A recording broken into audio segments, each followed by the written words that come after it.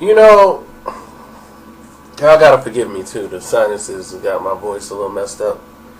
But you know what? I gave Nicki a break. I used to defend Nicki. I used to say, well, Nicki Minaj, she even though she took from Kim, she still has stage presence and this and that. But now she done lost Safari, one of her writers, and people like, oh no, how in the world he gonna see Nicki writes her own stuff? Don't say that. All of this stuff. But I know what she's been doing. And y'all probably haven't noticed it or just didn't pay any attention to it. But her delivery when she raps is incredible.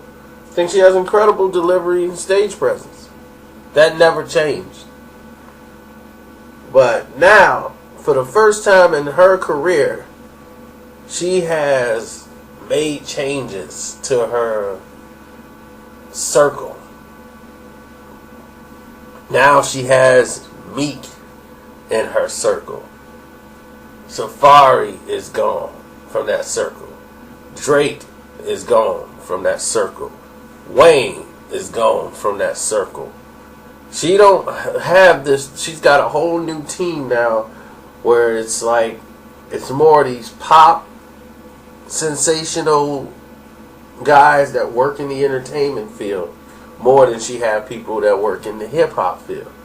But yet and still, she's being kept in like a B class level, and she wants to be on that A class level, where she believes like, look, I deserve to have this there and this and that, and this should cater to me, and they're not catering to her, so we have this situation. So this Marie Claire interview that came out, she wants to draw all this attention to it by creating controversy, which she always does. That means like, okay, she's got an album coming out, she needs something to go at. So they in some type of designer's dress, her and Demi Lovato. She goes after Demi Lovato, giving her dirty looks and all this stuff on the walkway, which is all part of her plan. As Demi Lovato don't know what did I do to her? She purposely ain't doing this. She did the same thing to Miley Cyrus. She did the same thing to all these women who she feels, oh, they looking down on us black women. So now she wants to go and bring up an old reference with Kanye West. Now he's with a white girl, and he bring up the gold digger line. And do you want Kanye to rant on you so you can have something to say and some material for your record to help boost up your sales? Is that what you want? You want Ye going off on you? Yeah, be all over that. That's too much material. By the way, your rhymes ain't sounding the same no more since Safari left you. And he's my homie, by the way. We're having lunch tomorrow. And by the way, my girl's ass is fatter than yours. Is that what this is about? And I'm like, let's look at Nicki's success. She's known because she has a fat bottom that she paid for. Or somebody paid for. I don't know. But it's paid for. So you got fake boobs. What else is fake? We don't know.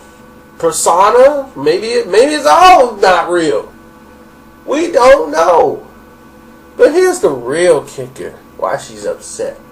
She wanted to bring the feature of her and Meek and have this accepted like it's Will and Jada, Jay and Beyonce. She wants people to take Meek seriously. So she's upset because she's picking on Kanye because of Kim. And it's not even Kim. Kim never said nothing about her. It's because the way other people in the A-list celebrity class look at Kim Kardashian. Like Sharon Osbourne. who don't nobody really know or care about who's black. But they had to show the Osbournes, which was one of the first reality shows that actually some black folks watched, because Ozzy was always seemed like he was drunk even when he was sober. But Ozzy Osbourne was the star, never his family, until that show.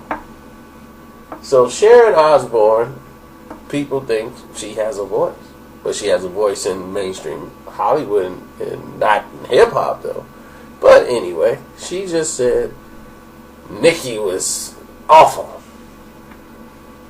No, her words was crazy, towards Nicki for what Nicki showing her body and all this stuff. Then comes Kim K showing her body, and it was a piece of art. I thought it was artistic. And people like Nicki Minaj know better than to put Sharon Osbourne on blast like that. Well, Nicki, you're correct, but you understand, you're talking to the people in hip-hop. Those fans don't understand that world. Nicki, she shouldn't have criticized you. She shouldn't have said nothing. She was wrong. Sharon Osbourne was 100% wrong for that. But here's the kicker, and you know better. She's an A-list celebrity. And an A-list celebrity on an A-list platform is not talking to the hip-hop community. She's talking to her people that are friends or have relationship with the Kardashians, with them. They're showing their support for them because that's who they know. Had nothing to do with you. She barely knows who you are. If the people that's in that circle were all saying that Nicki's picture was ridiculous and all of that, that circle would say something like that. They have a lot of prejudiceness in that circle. You're not going to change the circle by singling out Sharon Osbourne or anybody else and think you're going to go to that circle. That circle's never going to conform. So you got to learn how to say F that circle and still do you. But if you're trying to get in that circle, but yet make fun of the people in the circle or shine light on you were wrong, you're never going to get in that circle. Plus, they ain't going to let you in there at all anyway. So this interview was all based on you getting mad over somebody else is saying. Talking about Kanye West left his girl. He was telling the truth. Yes, he's telling the truth.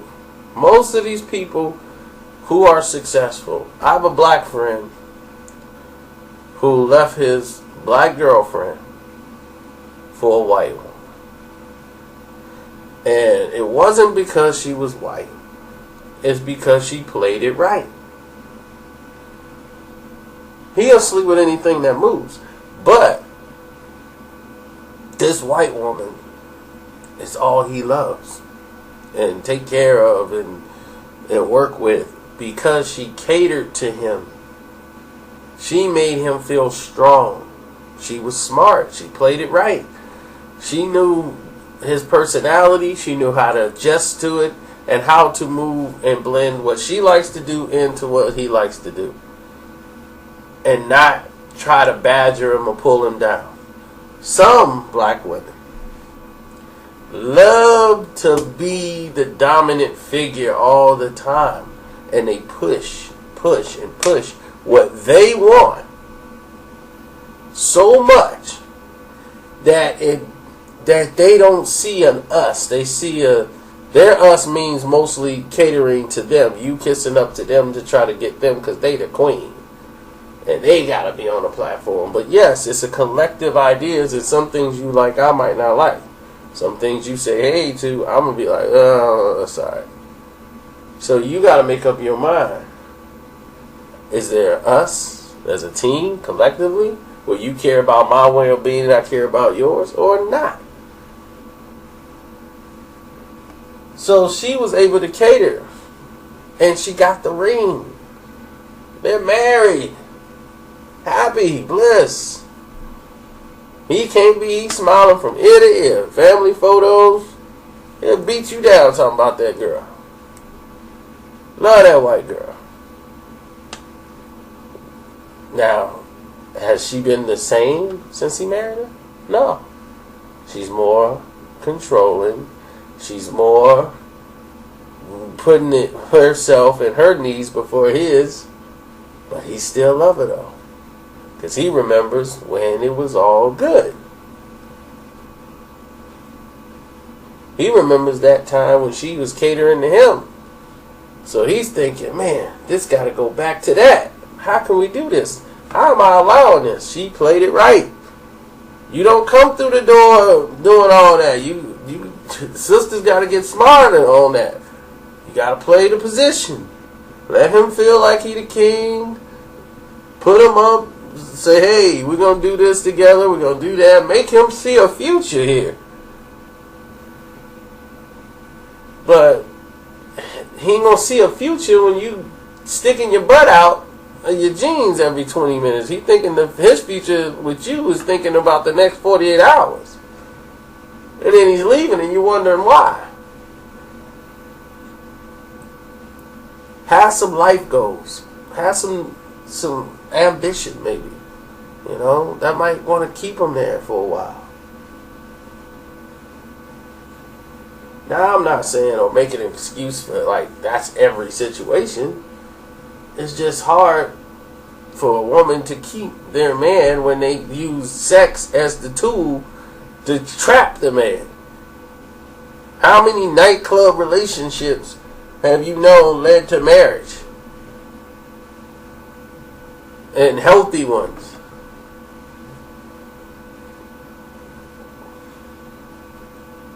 You know? Where you meet them is almost very important. It's like, you know, microcosm of basically everything in your life. Well, I met her in the club. She was all tipsy with her girl. She fell on my lap and grabbed my, you know what? Yeah, man, your mama was wild. So, you don't want to meet them on the microcosm of that alone. You want to definitely have something else in common. People be like, oh man, we met through a friend of ours, you know, it was a dinner party, this and this and that. She, you know, she was VP or she was assistant VP to here, there. She wants to do this. That's more attractive. You know, you got a woman that's dedicated and have herself organized. Nobody want to spend the time fixing something from the start.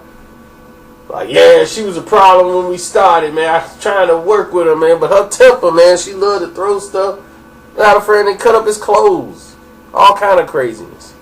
So this thing with Nicki, man, it's the same thing. She's the dominant figure in the relationship. She wants to be put in this platform where the A-listers are. She's like, I want to be up there with Barack. And I want to be there with Obama. I want to have that. She want to be like Jay and Beyonce. That's what she wants. She want that A-list, and she want to take Meek there. Like, he's not bad. Look at him. Yeah, not bad. So, you know, that's the main goal at the end of the day, is to try to get to that level and platform. But I think she's choosing the wrong path. If you're a musician, or you're a rapper, you're a rap artist, I noticed you taking the Eminem route. You dissing all the pop acts, all the white little bougie girls, because that's mostly who buy your records. And that's cool, because the sisters gonna keep buying it anyway, because they dressing like you and they looking like you. So they're catering over to what you're doing. But if you start running out of material, like your last album, that was like all your material out the door. Anaconda was the end of it. The video was the only thing people talked about. The Anaconda girls. So you got to come with something else instead of being, I'm on seduction. It's like, huh?